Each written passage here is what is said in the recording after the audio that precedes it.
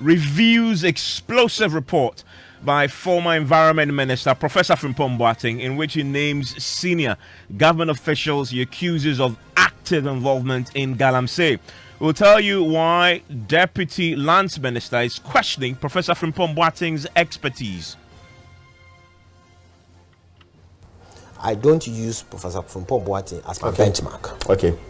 I don't think he's an expert in mining. I will respect what he did. I don't want to use his report as a benchmark. So will you act on this report? If there are good things in, why not?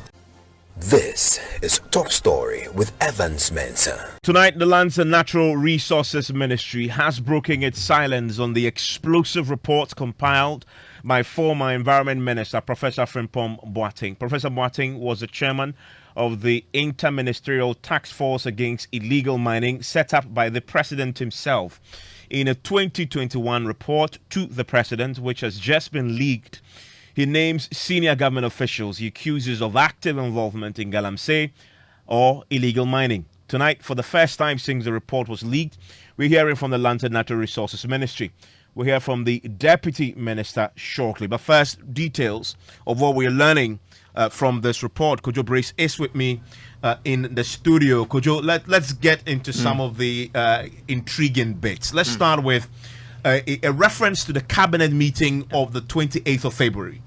Now, it says that at the reported cabinet meeting on 28th February, despite the fact that cabinet directed the Ministry of Lands and Natural Resources to, quote, suspend the issuance of all new licenses or permits by the Forestry Commission, and also to, quote, suspend the licenses already issued for operation in 47 forest reserves, end quote, the directives were ignored and the destruction continued. Was still, soldiers had officially been withdrawn from mining site, but in many areas, regular Ghana Army personnel were seen providing security at illegal mining sites. And that is important because we all knew in the heat of that fight, there were allegations that soldiers were actually involved in protecting some of the illegal miners. And he confirmed that as a chair of the committee. But there was also a very important initiative that was introduced called Galamstop. And Galamstop was a system comprising a web and mobile applications with embedded GPS software, which helps facilitate the processes involved in the application renewal of mining licenses, periodic field reporting, and keeping up to date every changing information of registered mining companies and mining concessions. So you track the entire chain, so you know who is doing what and where. And this system came to, according to him in this report, eliminate all the time-consuming and manual operational processes and provides real-time updates on what's happening on the ground. But this is what he says about what happened with this particular initiative, and they spent a lot of money putting this together. It says, although it's a powerful tool, I'm quoting him, to strengthen the regulatory agencies, unfortunately, the Forestry Commission refused to use it, and the Minerals Commission approached it half-heartedly. It says it still remains an important tool for anyone who wants to achieve lasting results in managing the small-scale mining sector. And then he goes to the role that the Forestry Commission itself played in actively promoting illegal mining. So he starts from the then chief executive of the Forestry Commission. He says, although it was worrying, I was not surprised that the Forestry Commission did not migrate onto the Galamstop platform. Mr. Kwajo Suefriye, aka Sir John, was actively giving out timber concessions, even in forest reserves, for logging. Now, he also gave forestry entry permit to mining companies, both large and small scale, including those of foreign nationals, for prospecting activities at a time when the president had put a ban on that activity. Through Charles Owusu, the direct so I mean, he says that I remember that at a meeting in the conference room of the president, I told the president in the presence of Sir John that the greatest danger to the forest of Ghana was Sir John. Now, despite formidable challenges as far as managing the small-scale mining sector was concerned, the campaign by the Interministerial Committee on Illegal Mining has been successful. This assessment is based on the following: all small-scale miners were vetted, trained and regularized, and given the licenses and permit to engage in their legitimate business. The regulatory agencies were strengthened, and mining with impunity on water bodies and forest reserves had declined, and more than 4,000 miners received training in sustainable mining. Now, he says the number of individuals dying in collapsed mining tunnels and pits in the few unauthorized locations left had reduced by 90%. So this was a positive assessment of the work that the Interministerial Committee did after we talked about the Forestry Commission's role in this. But then he goes ahead to list and bullet the challenges. The first challenge that was important to him was the quote, most members, and that's how I titled it, most members of the Interministerial Committee abandoned the committee. And it goes into details. It says apart from the Minister for Sanitation and Local Government and the Rural Development, all the others abandoned the committee. Yeah. It goes into make further points about this. It says it made it a bit more worse for him as a chair, because then he became a subject of attack. He says he was vilified, he was framed for things that he claimed he did not do, right? And it says such assaults came from many people, including some of the ministers who effectively left the committee. So in other words, he was also accusing some of his colleague ministers of attacking him as the chair of the committee. And then he goes on to talk about the behavior of some members of parliament and government appointees. There's a very important part where he goes to mention some specific members of parliament. That we're not going to go into that because this is subject of review and investigations. But he mentions a particular member of parliament, and he says this member of parliament for a particular constituency in the Ashanti region. At the same time, he was also a member of a very important institution, the Minerals Commission, that dealt with this matter. He says that used his position as a member of the Minerals Commission to acquire several dozens of large-scale concessions in his district, ostensibly for community mining purposes. Because remember, at the time, they had proposed the idea of community mining schemes as a way of regulating the unregulated illegal mining. Absolutely. But then he says this particular member of parliament ended up selling these concessions to private individuals, including party members, for, guess what, how much? 200,000 cedis per concession. And he says that this infuriated the party in the constituency during the 2020 primaries to select a candidate to elected positions, and also to challenge this particular MP who was more resourced than other candidates, because he's made a lot of money. He made a lot of money in the process of doing his point is that because of what he did, a lot of people hated him, and that's why he lost. He lost, even though he was the most resourced. Most resourced. And then he goes on to talk about party officials and government appointees. What did he say about this? Now, to him, throughout the struggle with illegalities in the small-scale mining sector, what baffled him was a total disregard of the president's commitment to protect the environment. Quote, I can state without any equivocation that many party officials from national to the unit committee level had their friends, PAs, agents, relatives, financiers, or relatives engaged in illegal mining. Most of them engaged Chinese working for them. I am not referring to party people who had their legitimate concession and were mining sustainably as they were instructed to do.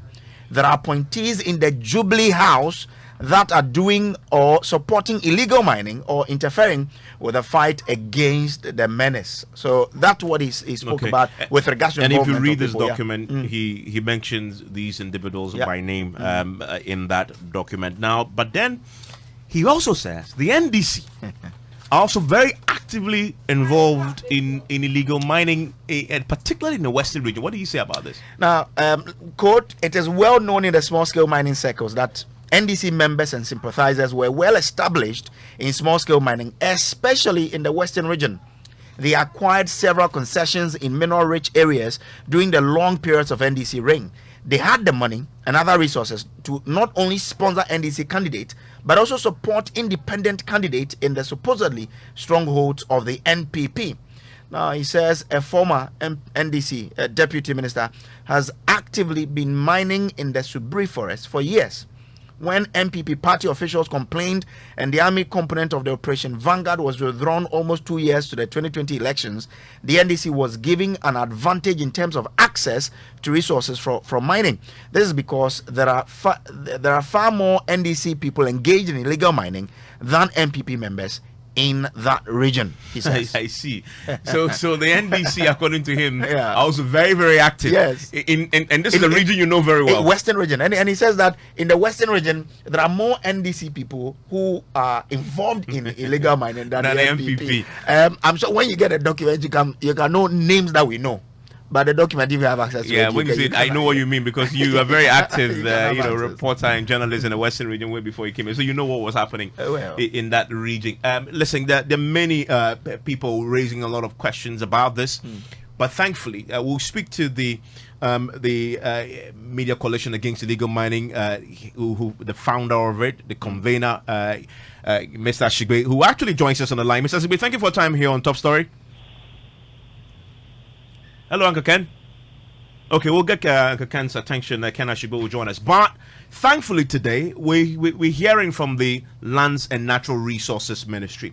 One of the deputy ministers, so the deputy in charge of mining. So this is his story. And he comes from the Western region exactly. as well. And Takwa is a mining. It's a hub. Yeah, it's a hub. You can't mention mining in Ghana without mentioning Takwa and Swahim. So, he's been speaking about this and says the ministry is reviewing it. If there is any lessons from this, they will take it, but he will not take Professor Frimpong Boateng's word for it just yet. Listen to him in an interview with Raymond Akwa. Professor Frimpong Boateng is a Ghanaian. Yeah. He served in high authority. He says this is his report, is without doubt. He has made his own allegations. I wouldn't want to taint it in any way. Okay. If there are issues to be investigated, I will leave that one for the security agencies to do so. But I wouldn't also sit here and use issues raised in his report to implicate people. Okay. After all, if auditors come to work on your report or on your company, you need to give an opportunity to the receiving end to respond accordingly. And I don't think anybody has replied to the report. So I would impugn and in any way sit here and also throw his report From out. your own experience, do you have similar evidence? Do you have similar experience where it mentions party people from national to the local level, families, PAs, all engaged in illegal mining? It just suggests me, how can we fight it then? I don't want to use his report as a benchmark. No, I'm saying from your own experience. From my own experience, if I would want to share my experience with you, we need to take a new platform and a whole platform. No, because just a minute of it. Sitting here, your experience in the fight here, against Galamsey, sitting is here, it difficult because people in government are hand deep in it? Sitting here, I wouldn't want to speculate. If you know them if they are. If they are, they need to be arrested. Yeah, we know what happened with the Ashanti region, right? And we have those that we realize that were indulging that. We either got machines, bent, or perpetrators arrested. So we get them arrested. We don't speculate and say, tag people unnecessarily. When he was. So will you act on this report? Will you learn from this report? As I'm asking, as a Ministry of Lands and Natural. That is why I've read excerpts. Yeah. If there are good things in, why not? It will be. I will take a cue from that. If the bad things so it's not something that I'm just throwing out. Okay. I will just leave that one in the hands of the investigative agencies to go through and do the needful. Okay. I'm not in a position to critique it and say that is not that. Has any government official asked you to stop pursuing a place that you are clearing legal miners? Not at all. Not at all? Not at all. Oh, nobody? Nobody has stopped. Contrary to the preponderance of evidence in the Frimpong Boateng report? You have your own terms that you could use. If evidence, so they're not targeting, but they're targeting him. So when Prof speaks, yes, it's an evidence. Oh, no, I'm saying I'm sure tomorrow when he comes out to say that, these things were some allegations that are made, you say, he's been influenced. So you have your own way of positioning the report, depending on how it suits you. But my position is, I don't use Professor Frimpong Boateng as my benchmark. Okay. I don't think he's an expert in mining. I know he was put in place to supervise a regime in terms of mining, of which he's done his part. Okay. And I will respect what he did. Maybe there are good things he did to support the country during his tenure. Even waking up in the morning to come to the office is a Herculean task.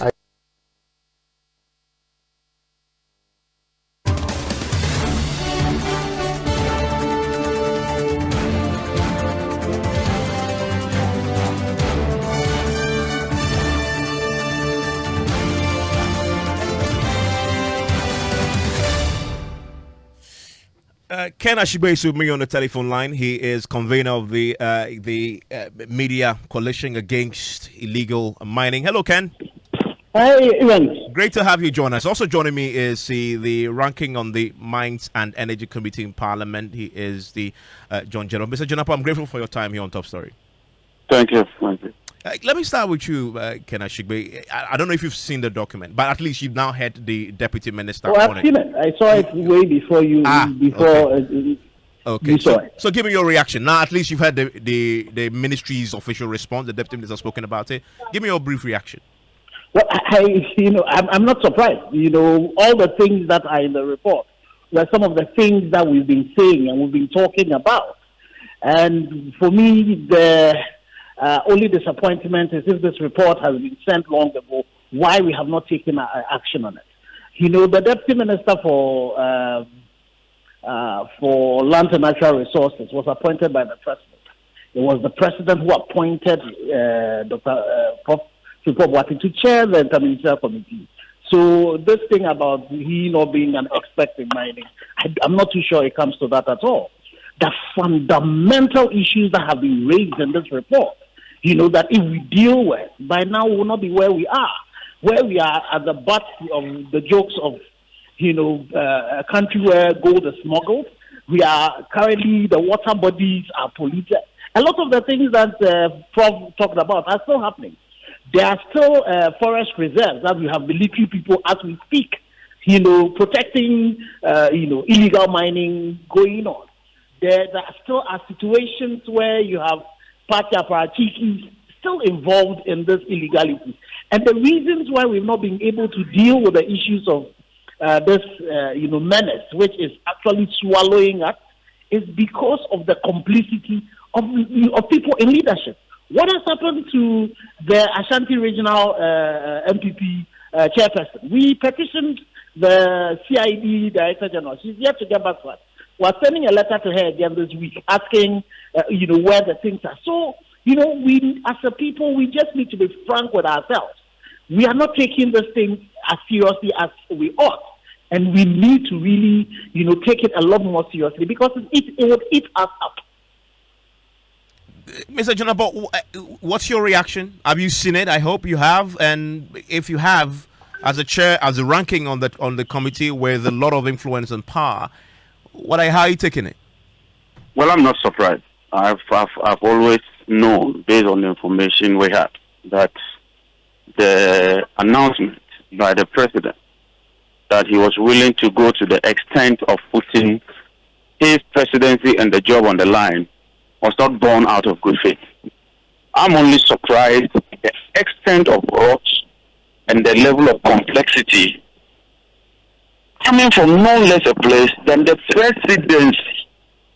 We are not talking of district chief executives. We are not talking of party apparatchiks. We are talking of people in the president's office. How serious could it have gotten to? And this is not coming from no mean a person than a former cabinet minister who chaired the interministerial committee. So this is a very, very serious allegation. And we, on the minority, would escalate this matter no matter what. We cannot allow this level of impunity, this level of gross disregard to our national laws to continue. This is most unfortunate. And any attempt to sweep it under the carpet will not wash. This is a very serious matter. It tells you why we are failing as a country to deal with this menace. It means that the commitment is not there. It is just mere talk. it is rhetoric, and that this government is not showing the capacity, the willingness, the desire, and the seriousness to tackle this. Even if you cannot tackle it, leave it the way it is. But for top government officials to get involved in this whole Galamsey minute, then what are you going to tell the ordinary Ghanaian? You take people's excavators, burn them, confiscate excavators, and eventually those excavators are sold to enrich your pockets. It couldn't have gotten worse than this. I mean, this is shocking, this is condemnable, and this is most unfortunate. You talked about the fact that you escalated. Specifically, what do you plan to do? We will discuss with leadership. We work with processes. I've just spoken to the minority leader, Honorable Katela Tufosin. I'm meeting him tomorrow. I'll brief him, and I'm sure that when we resume fully in Parliament, we will deal with this matter comprehensively. Mr. Shigbe, what do you want to see on the back of this? Of course, and we need to put this in context. This is a 2021 report, so I'm assuming it was submitted in 2021. It's just coming to light now because it had been leaked. What we haven't heard if anything publicly has happened. Maybe privately, government had done something. I mean, if you listen to the deputy minister, he didn't give an indication yet. He says the security agencies will look into it. Beyond that, what do you expect to happen? Well, I think immediately the Office of the Special Prosecutor needs to look into this, because there are definitely elements of corruption, corruption-related activity that are in it. But you see, it has gotten to the point where, as a country, we need to be a lot more angrier than we are, especially the middle class, especially, corporate Ghana. Where I've seen some work that has been done, and very soon the report will be coming out, where, the amount of mercury and lead that is in the water that was taken from the Ankobra, the levels are terrible. There are situations of one person who is dead now, who died, due to the high level of lead and mercury and other heavy metals. And there's another one who's on admission. And, and I'm sure, even so, you should just go back to all the places when the impunity is back. There, people are mining by the side of the road. They are all there again. These are DCs, the ministers who are responsible, the regional ministers, the minister for lands himself, the minister, forestry, all of them. What are they doing? So all of us as a people, we need to say that this is not the way to go. Look at, we are back in the IMF talking about $3 billion. And we've been told the amount of gold that is smuggled out of this country. And we've known all of that before. So this is time, and I'm hoping that the NDC will not make this also a partisan issue, but they will come together with the ruling government and all of us to say that those who have been fingered, yes, definitely they need to be heard as well. But definitely we need to ensure that people are taken through the rule of law, and those who have to be punished are punished. And we need to start exacting that people we have put in authority to work for us need to be working. This is not the way to govern our raw materials. And I'm hoping that, the Catholic Bishops' Conference, the Christian Council, or other civil society organizations will also add their voice to it. Let's put a lot of pressure, and let's make sure that some activity, so we see some positive response to this particular one. This is the chairperson of the Interministerial Committee coming out with a report. And he has said that this is his report. So we need to see a lot more seriousness attached to this. And it doesn't matter whose ass is God. We need to ensure that people pay the price for what it is that they're doing. This is more than high treason. Thank you very much, Ken Ashigbe. Thank you very much, John Junapo, for your times here. I don't know if you've seen it, but there are details of this on myjoyonline.com. You can read it up. You've heard the ministry's take on it and the two voices we've just listened to. If you have any thoughts, share with me, 055 11 11997.